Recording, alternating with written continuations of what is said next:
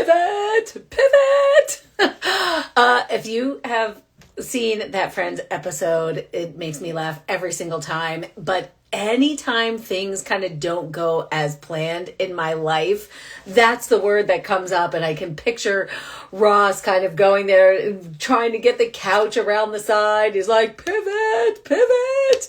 Anyway, it makes me laugh and it makes things seem a little easier.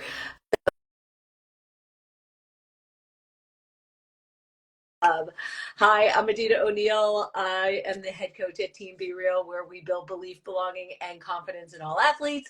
And all month long, I have been inviting a variety of people to come chat with me about Women's History Month. And today I invited Kim to have a conversation with me, and we had to make a big pivot. I've been doing my best Ross impersonation. Yeah.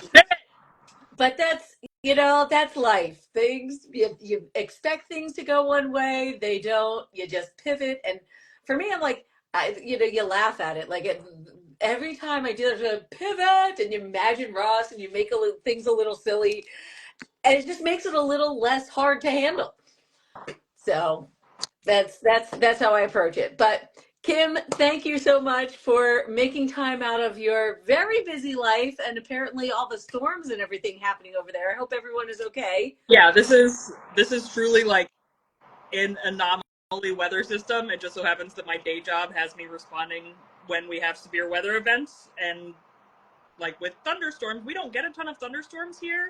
Okay. They onset much, much, much faster than most of the severe weather we get here. So normally I have like 72 hours to work on all the stuff that I just did in the last 24 hours. Wow. So, but Well, I'm here now. I thank you for pivoting with me and Yeah. making yourself available and offering to just switch this up a little bit. These conversations have been so fun. It's been really great to connect with so many different women from so many different backgrounds and experiences to talk about Women's History Month. And what I'd like to do first is if you can just tell everybody who you are and what you do, and then we'll start talking about Women's History Month. Yeah, I'm assuming what I do in context of the Move Fat Girl account. Whatever you want to explain what you do. Tell whatever you'd like to share. Well, my name is Kim. She, her pronouns. I operate the Move Fat Girl account. It's basically a personal account, but really focused on being a plus size athlete, like a multi-sport recreational athlete. Talks a lot about like gear barriers and how like you can't really know if people in larger bodies want to do certain sports because they don't have access because there is no gear, and sometimes there is necessary safety gear that is entry level barriers to sports like wetsuits or hockey gear. I play hockey. I'm a terrible surfer, but I love it. I'm a stand-up paddleboarder. I dabble in prone paddleboarding, a little bit of swimming. I love being in and on the water, and I just consider hockey a water sport. It's just frozen water. That's awesome. So, yeah, multi-sport, recreational athlete. Like, I am good at precisely none of it, but I am involved in all of it.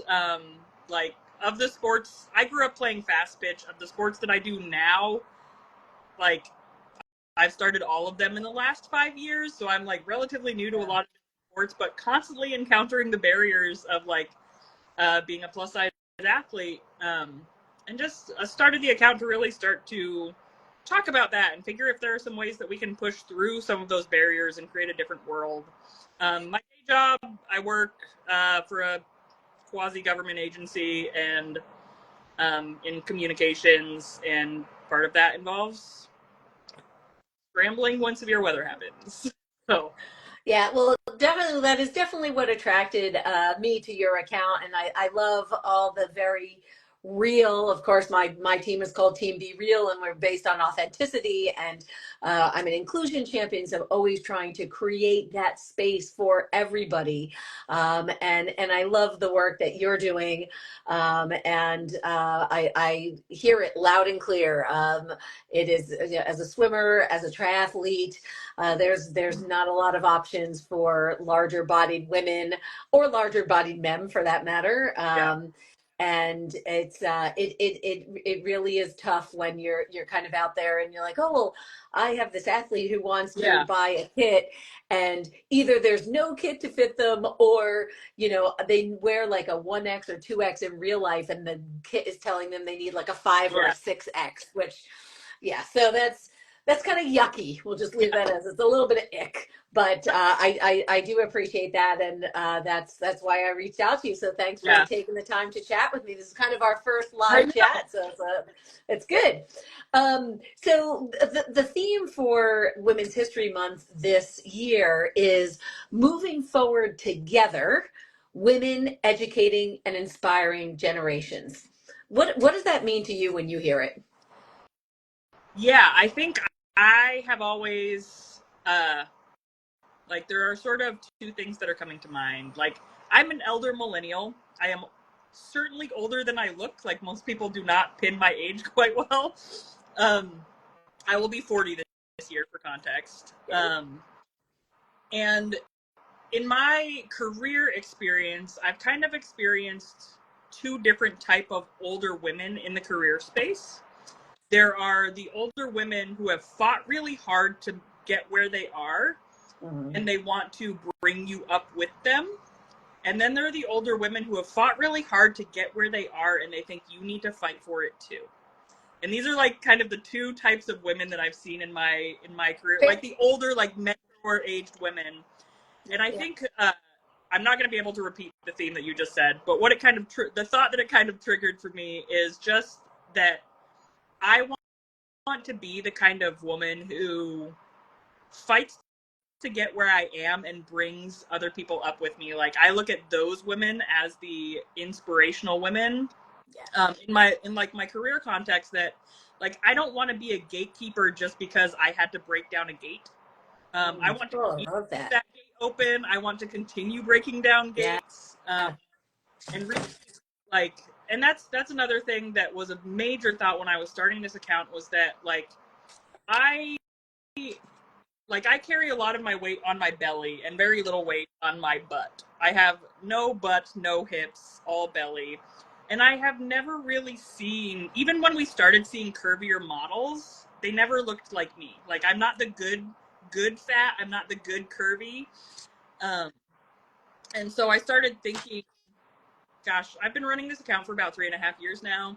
And I started thinking, like, shortly before launching it, like, what would it mean to be the representation that I always felt like I needed? Like, what would it mean to Mhm. put myself out there in a way that other younger women or girls who are shaped like me, and not like that good curvy look, what would it look like for those women that don't meet the standards, the sociocultural standards that we've set?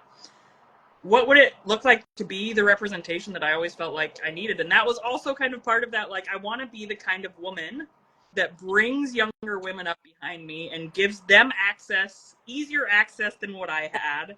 And like, Absolutely. just like leaving, leaving the world a better, more accessible place. I'm also on the autism spectrum. And like, just leaving the world more accessible for people who are dealing with similar things, that like I don't want them to encounter the same barriers that I've Yes. encountered. I want those Yes. barriers to be gone by the time my nieces are my age. Uh, I I feel that 100%, and that's very similar to my story, and how I started Team Be Real was I wanted a place where I felt like I yeah, belonged. And even though I was a little slower than some athletes, I was a little larger. yeah, I mean, I'm a short and round kind of person, and I look at my body, I'm like, oh well, my fat is not in the same place as other people's. Maybe Yeah. we all think that, who knows? But like, who cares, right? And very similar motivations that said, well, I wanted a place where I felt like I belonged, and then also that the other people kind of following me can join on. So I think we definitely share that same kind of perspective. Yeah. Um, so here we are inspiring the women coming after us. Who is an inspiring woman in your life? Ooh. I knew you were going to ask that question, and I think because my brain has been in such panic mode all day, I've always struggled to pinpoint like individual women, but there have been a lot of themes, and I think it goes back to that, like, women who are intentionally bringing up women, and empowering the women around us, and kind of approaching it through like a cooperation, not competition lens. Yes. There have been a couple of women that have been close to me that I'm really inspired by, just by like their persistent fight for inclusion too. And now I'm partnered with a lot of those people, like trying to push for more inclusion in surfing or hockey or what have you. I think I am inspired by any woman who fights to include women, regardless of the language we use. So a friend and I, who is kind of a woman that I'm thinking about, the friend that I founded, Surf Vamps, a local inclusive surfing organization, with the way we put it in our values is like, regardless of make, model, year, you are welcome in our community. And I think the women who are just fighting for radical inclusion, and especially the ones that are a little bit older and doing that work, like that's a big inspiration to me, is the women who are trying to break down barriers, who have fought already to break down barriers. And rather than saying, now it's your turn to break barriers, they're saying, come through the barriers I have broken down. Like that type of woman has always been very inspiring to me. I remember early in my career, there was a vice president at one of the organizations that I worked at. We had two VPs, and one of them was kind of the, like, I broke down these barriers and now you have to go do the hard work too. And the other one was the, I broke down these barriers, come with me, kind of woman. And that was probably like this moment of formation in my own attitude, where like, just like realizing that that's the kind of woman I aspire to be, because that's the kind of woman that inspires me. I love it. I think that's great. And the things that we see that are inspiring us to then pass them down, that's kind of where that, generations part kind of comes from. And yeah, taking the things that we see that are making us better people and building upon that and just keeping it going. Oh, that's awesome. Love it. Love it. So how do you think being a woman uniquely positions you to serve your clients, your following, the people who are in your life? You wear a lot of different hats. Yeah, I do wear a lot of different hats, literally. And I like your hat. I like all the colors. I'm not a big hat person because I have such a really small forehead, but. Yeah. Gosh, I just got totally sidetracked with the hat. Yeah, I totally threw you off with the hat. How do you think being a woman uniquely positions you to serve the different people in your life? Yeah. I'm gonna offer an answer, and I'm not sure it's exactly what you're going for, but it's what is coming up for me.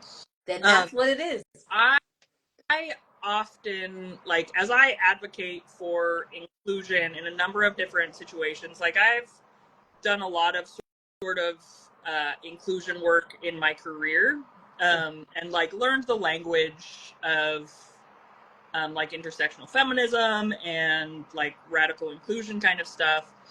And one thought that I had a very long time ago that I've been sharing with people ever since is that when there are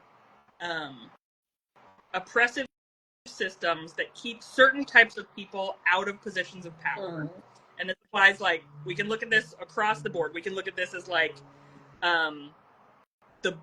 the C-suite boardroom at outdoor apparel companies. We can look at this as like governmental stuff. We can look at it at local leadership. We can look at it in like corporate structures, stuff like that. It exists everywhere where there are structures and systems that say this is who belongs in power and this is who doesn't. Mm-hmm. People that look like the people who are in power need to speak about it to the power. So like the way I would maybe phrase that is let's just go with the wetsuit industry. There are probably not a lot of people that look like you and I in boardrooms, in C-suite meetings in the wetsuit industry. No. So we actually need people that look like those C-suite staff people to be able to speak about our issues. We need a thin white man to be able to walk into that space and say, we need to make plus size wetsuits because they're not listening to us. Right. So the way I sort of see it is that as a woman, as a white woman, as an autistic woman, as a fat woman, there are spaces that I'm going to be kept out of, but there are also spaces that I'm going to have access to, predominantly because of my skin color, that other people might not have access to. And like always looking at that, like we need white people to walk into spaces and talk about anti-Black racism. Yeah. Because like in an anti-Black racist system, the Black people aren't going to be in that room. So white people speak truth. We need men to be able to speak truth in rooms that women are not allowed in. We need thin people to speak truth in rooms that don't allow fat people.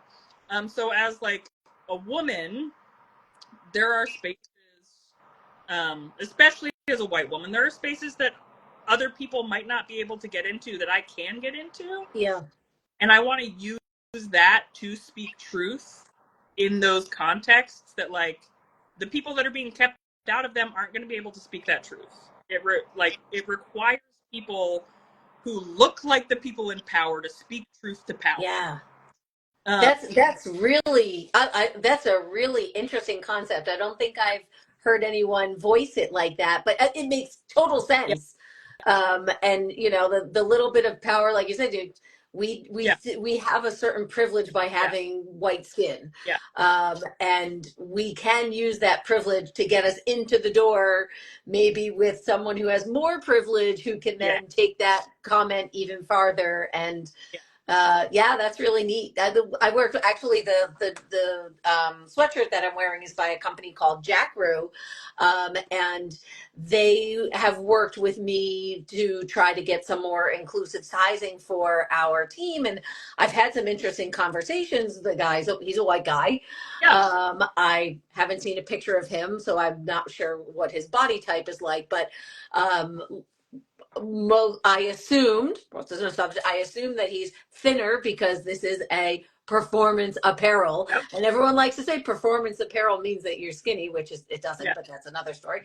And I like in this context, like you invited me into this conversation. You and I are having this conversation because we've got some overlapping like interest areas. Right. But anyone who's listening to it, like if those people might have different accents than we do. Yeah. And hopefully like they can take that idea that we're talking about right now into their spaces too. So that's why I like keep talking about it on my channel in person. Like I'm a broken record about this stuff. Because you never know who you're talking to who's going to wind up in that boardroom. Right. You know who you're talking to who's going to wind up in a position of power who can make impact. Yeah. So just like offering it up like man, I'm not going to be in the boardroom for a wetsuit company. But someone who hears this message might be. Yeah. And they might be convinced to say, look, I heard from a plus size person who's not in this room, but I'm in this room now. Yeah. We need plus size wetsuits. Yeah. Yeah. And if you just keep talking, hopefully eventually you're going to, someone's going to hear you and listen. I know the Blue 70, so they actually have Athena wetsuits. I don't know, I don't wear a wetsuit anymore, so I don't really know how large they are, but they recently just made an Athena swimsuit. Like they redesigned their swimsuit because they heard all of us saying the swimsuits don't fit us. And I got to be on their one of the testers to be able to try the suits on and give Yeah. feedback. So that was, that was pretty close. I wasn't in the boardroom, but our voice was there and made a difference. So if we keep speaking up, hopefully someone will hear us and invite us close enough that we can make an Actually, impact. I am currently waiting on a delivery right now. It should be here today for a new wetsuit brand. There's a woman in France who's working on creating a kind of like a more affordable model of custom wetsuits. Oh, So like we've been working together. So maybe I am a little bit in that okay. boardroom, but right now like it's a woman who didn't have access. She's a diver. She's a scuba diver. So she started her own thing, and we started talking. And now I'm testing her wetsuit model for her. Nice. And yeah, it's like that thing where like if you can talk to one person, maybe that person will talk to another person, and then slowly all these like networks will be formed, and we can drive change through a network. Yeah. But it requires people that have historically been kept out of spaces. Mm-hmm. Like someone who has access to that space has to talk about the people who have been kept out of it. Yep. Yeah. No, it's a really, really, really insightful thought. I appreciate that. I'm going to hold on to that one, and I might be repeating it. I will be. I will be repeating it. I mean, that's kind of the point, right? To have these conversations and share thoughts and gain new ideas and different perspectives and take whatever momentum we can and keep inspiring and moving forward together. So, wow, that's great. I'm a little lost for words. I'm so excited about that. That was a really insightful perspective. So, uh, say we have a minute left ish, right? If you could teach everybody one thing, what would you leave us with? Oh, one thing. I mean, you've already taught us so much, so Just that is probably it. I was just gonna say, I was like, I don't know if we could top that one. That one was really good. Sports advice. Okay, go. Entry level sports advice that I talk about a lot in hockey, in surfing, in paddleboarding, like any sport that involves balance. Yeah. You go where you look. Yeah. You go where you look. So if you look at your feet, that's where you're going to wind up.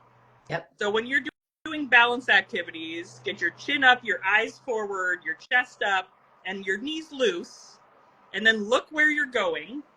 I think that's probably just good life advice. I was just gonna say, don't look at your feet. But if you're doing balance sports like skateboarding, yeah, surfing, paddleboarding, ice skating, rollerblading, roller skating, yeah, you go where you look, so don't look at your feet. yeah. That's awesome. And as you were saying that, I was like, I feel like half the things we were just talking were like really fit into that Yeah. as well. Like, go where you look, and we'll be profound. Like, look where you want to go. Yep. All right. So we want to go into those boardrooms, into wherever we can to make a difference and have our voices heard. Be loud, look there, go there, and just keep going, keep moving forward. Oh, well, we might have had to pivot, but it was well worth the wait as far as I'm concerned. Kim, thanks so much for taking time to chat with me. This was really great. Maybe we'll have another topic another day to get back together. And if you're ever in the Boston area, definitely look me up. Actually, my list of domestic places to visit. My dad's side of the family is from that area, but I have never been there. Oh, well, we've got plenty of, there's not a lot of waves, but we've got water. My grandparents both called me Kimberly since the day I was born. Awesome. Well, thanks again. And as I always like to say, everyone, be well, be real, and keep moving forward. Heck yes. Thank you. Have a good night.